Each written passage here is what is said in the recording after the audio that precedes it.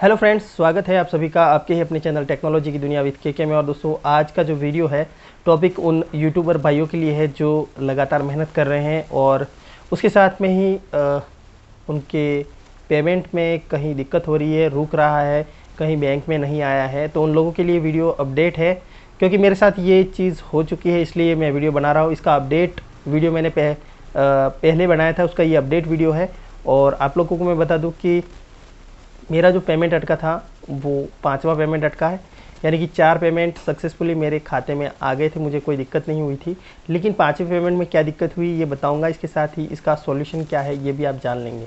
तो सबसे पहले ये वीडियो आप अगर स्किप कर सकते हैं, अगर आप यूट्यूबर नहीं हैं उन लोगों के लिए ही है।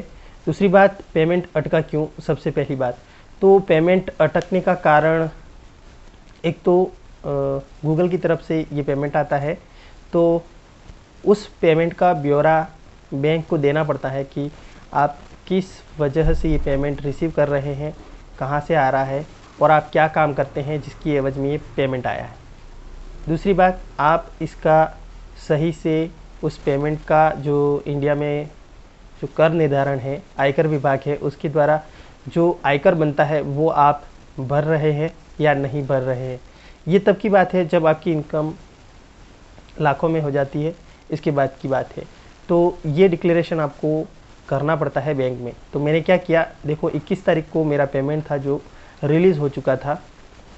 21 अभी जो चल रहा है 21 सितंबर की बात है ये। और 21 सितंबर को पेमेंट सबका रिलीज़ होता है, यूट्यूब पर जितने भी लोग काम करते हैं। तो ये पेमेंट था वो 25 तारीख तक आ जाना चाहिए था खाते में। और जो मेल आता है उसमें भी यही लिखा हुआ होता है कि अगर आपका जो पेमेंट है 21 तारीख को रिलीज़ हुआ है वो 5 दिन में अगर नहीं आता है तो आप अपने बैंक में संपर्क कीजिए। फिर भी मैंने संपर्क नहीं किया था 25 तारीख तक। और 28 तारीख को मुझे कॉल आता है फॉरेक्स डिपार्टमेंट से। फॉरेक्स डिपार्टमेंट ये होता है, मैं बात कर रहा हूँ SBI बैंक की। हो सकता है आपके जो अदर बैंक्स हैं, प्राइवेट बैंक्स है, उसमें दिक्कत ना भी आए। इसके साथ ही अगर आती भी है तो आपको इस तरह की सूचना दी जाती है। तो 28 को मुझे कॉल आया। उस कॉल में मुझे ये बताया गया कि आपका फॉरेक्स से, यानी कि बाहर का कंट्री से अगर कोई पेमेंट आता है तो आपको यहाँ पर इसकी KYC और इसके साथ में जो रिक्वायर्ड लेटर है, डॉक्यूमेंट है, वो आपको सबमिट कराने हैं। तो उस समय मुझसे एक ईमेल आईडी मांगा गया था, केवल ईमेल आईडी मांगा गया था। तो मैंने केवल ईमेल आईडी था वो मैंने उन्हें दे दिया था। इसके बाद मुझे एक मेल रिसीव होता है जिसके अंदर कहा है कि संबंधित जो भी आपका जो पेमेंट है उससे संबंधित जो भी डॉक्यूमेंट है वो आप सबमिट कराएं।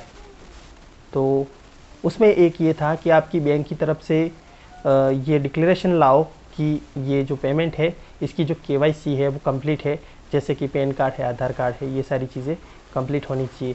तो मैं गया सीधा अपने ब्रांच में और ब्रांच में जाकर उनसे कहा इस तरह का पेमेंट मेरा अटका हुआ है, पेंडिंग चल रहा है, तो उसके लिए मुझे एक डिक्लेरेशन आप यहाँ से लेटर जारी करो ताकि मैं उनको दे सकूँ। तो वो डिक्लेरेशन मैंने बैंक से करवाया जिसमें लिखा हुआ था कि इस व्यक्ति की जो भी KYC है वो कंप्लीट है और फॉरेक्स ट्रांजेक्शन्स के लिए हमें कोई दिक्कत नहीं है। ये सारी चीज़ें उन्होंने इंग्लिश में लिख के दे दी थी। तो वो लेटर में जाकर मैंने एक तो मेल किया और मेल करने के बाद में उसको मैन्युअली दूसरे दिन जाकर ब्रांच में सबमिट कराया। तो काफ़ी अच्छा रेस्पॉन्स रहता है, कोई दिक्कत नहीं आई मुझे। जाके मैंने उन लोगों को ये सुपुर्द किया कि भाई ये डिक्लेरेशन है, बैंक की तरफ से कोई ऑब्जेक्शन नहीं है। वहाँ से मुझे एक फीमा डिक्लेरेशन फॉर्म साइन करवाया। फीमा डिक्लेरेशन में यही होता है सारी चीज़ें, मैंने इसे ध्यान से नहीं पढ़ा, लेकिन यही है कि फॉरेक्स जो ट्रांजेक्शन होते हैं या बाहर से जो ट्रांजेक्शन होते हैं उसमें जो भी बैंक के जो रूल्स हैं उसके तहत उन्होंने फीमा डिक्लेरेशन फॉर्म भरवाया था। तो उस फॉर्म को मैंने साइन करके दे दिया। उन्होंने कहा था कि इस फॉर्म के साथ में आपकी जो फर्म है, अब मैंने कहा कि मेरा तो कोई फर्म है नहीं, फर्म मीन्स उनकी सील चाहिए थी। आपका सिग्नेचर करो, डेट डालो, आपकी जगह डालो, इसके साथ ही यहाँ पर आपकी फ़र्म की सील लगेगी, लेकिन फ़र्म तो अपनी होती नहीं है। तो मैंने कहा कि ऐसी कोई सील मैंने अभी तक बना नहीं रखी है, तो उन्होंने फिर भी ये ले लिया। इसके बाद में उन्होंने ये कहा कि एक लेटर दीजिए आप लिख के हमारी शाखा को कि ये जो पेमेंट है वो मुझे बाहर से यूट्यूब की पेमेंट है, और इस पेमेंट में मैं जो भारत सरकार के जो नियम है उसके अनुसार जो कर है वो सारी चीज़ें शो कर रहा हूँ, जितना भी इनकम हो रहा है वो सारी चीज़ें शो कर रहा हूँ। तो इस तरह का एक लेटर मैंने एप्लीकेशन तैयार करके उनको लिख के दी। तीसरी चीज़ ये थी कि एक रिसिप्ट होती है, एडसेंस की रिसिप्ट होती है, आपको मोबाइल पर ये नहीं दिखेगी, पर आप एक रसीद मांगी थी, इनवॉइस, उसको इनवॉइस कहते हैं, जो आपको सबमिट करना है इसके साथ में, इस लेटर के साथ में। मुझे पता नहीं था कि इनवॉइस कौन सा मांग रहे हैं, और फिर मैंने एडसेंस का जो अकाउंट था उसे ओपन किया, और उसके अंदर जो मेरा ट्रांजेक्शन हुआ था उस ट्रांजेक्शन पर जाकर मैंने क्लिक किया, तो वहाँ पर एक गूगल भुगतान रसीद मुझे प्राप्त हुई थी, और उस रसीद को मैंने प्रिंट आउट भी उसके साथ में मैंने जमा करवाया। अब ये सारी चीज़ें मैंने आज कर दी थी, मतलब एक तारीख या 2 तारीख को ऐसे कुछ कर दी थी, 1 तारीख को मैंने कर दी थी। तो फिर उनका कॉल आता है मुझे कि आपकी जो ट्रांजेक्शन है उसमें दिक्कत आ रही है कि आपका खाते में जो बैलेंस है वो माइनस में है।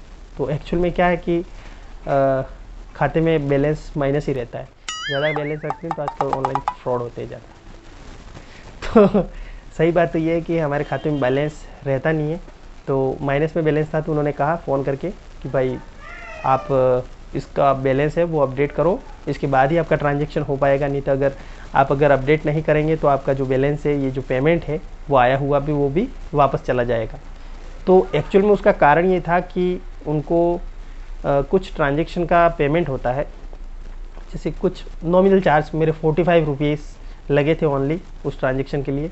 तो 45 रुपये के ट्रांजेक्शन के लिए मुझे 20,000 की जो माइनस में बैलेंस था वो सारा मैंने उसमें से किसी को कहा इधर उधर से, भाई तू मेरे खाते में पैसे डाल, और मैं इसको एक्चुअली मेरे फैमिली में ही बोला था मैंने किसी को, मेरे अंकल और ये जो भाई है उनको।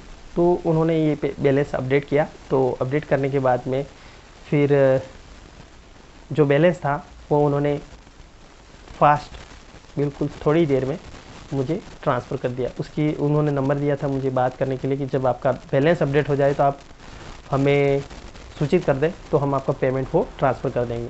तो उन्होंने हाथों हाथ मेरा पेमेंट था वो ट्रांसफ़र कर दिया, और आराम से ये पेमेंट था जो मेरे खाते में आ गया। तो ये सारी कहानी थी जो आप लोगों को इसलिए मैं बता रहा हूँ क्योंकि हो सकता है आपका भी पेमेंट अटक जाए, तो घबराए नहीं, चिंता ना करें, क्योंकि आपका पेमेंट है आपको मिलेगा 101%, कहीं नहीं जाएगा। बस आपको कहीं ऐसी दिक्कत होती है तो ये वीडियो आपको सपोर्ट कर सकता है। अगर 1% भी आपको ये वीडियो सपोर्ट करता है तो आप प्लीज़ लाइक कीजिए, चैनल को सब्सक्राइब कीजिए, क्योंकि मैं लेकर आता हूँ सच्ची आप लोगों के लिए आपके काम की चीज़ें इस चैनल के माध्यम से। तो और भी कोई चीज़ है जो आपको ध्यान रखनी है, जो बैंक में बैलेंस है वो आपका अगर ऐसा ट्रांजेक्शन होने वाला है तब आपके मिनिमम बैलेंस मेंटेन रखें, और थोड़ा बहुत पैसा तो आपके खाते में होना ही चाहिए, ताकि कोई भी ट्रांजेक्शन होता है तो वो काम आसानी से हो जाएगा। तो ये सारी चीज़ें थी जो मैंने आप लोगों को बताई। अगर आपको वीडियो अच्छा लगा है लाइक कीजिए, शेयर कीजिए और चैनल को सब्सक्राइब ज़रूर करें। मिलते हैं ऐसे ही नए वीडियो के साथ, तब तक के लिए नमस्कार।